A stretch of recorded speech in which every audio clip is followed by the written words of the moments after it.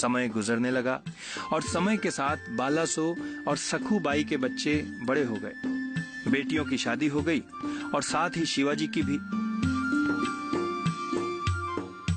पत्नी के रूप में शिवाजी को गीतांजलि मिली। गीतांजलि भी दिव्यांग थी।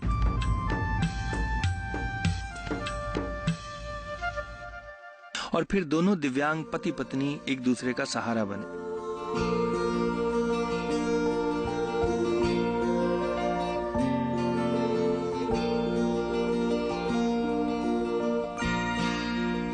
शिवाजी तब तक नौकरी करने लगे थे और ऐसा प्रतीत हो रहा था कि सब कुछ ठीक चल रहा है कि तभी एक दुखद घटना के रूप में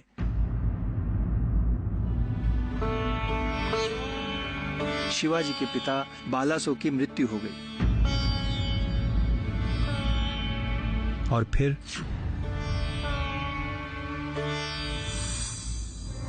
नमस्कार।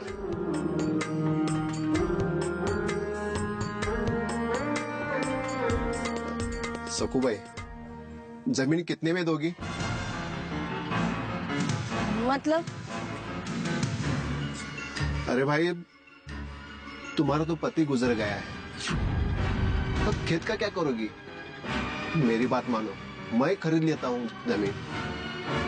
फिक्र मत करो, ज्यादा भाव दूंगा। तानाजी, हमारी खेती हम किसी को नहीं बेचेंगे। तो फिर खेत का क्या करोगे? तुम्हारा एक ही बेटा है, वो भी लंगड़ा। इससे खेती नहीं होगी।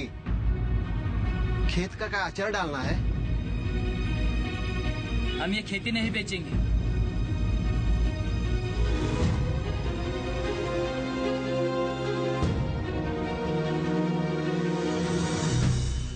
या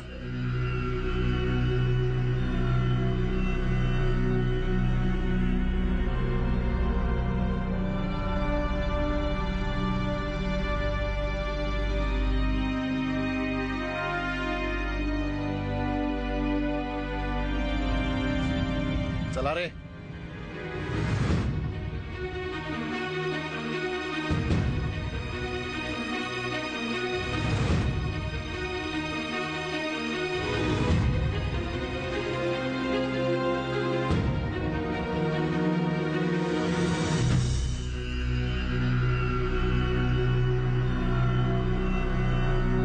शिवाजी के सामने कई चुनौतियां थी।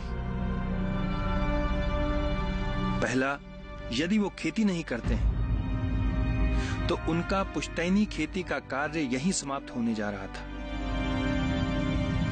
दूसरा, बहनों की शादी के खर्च के बाद घर में पैसे नहीं बचे थे जिससे कि खेती के लिए मजदूर लाए जा सके। और तीसरा, शिवाजी खुद दिव्यांग थे, लेकिन शिवाजी ने चुनौती को स्वीकार किया।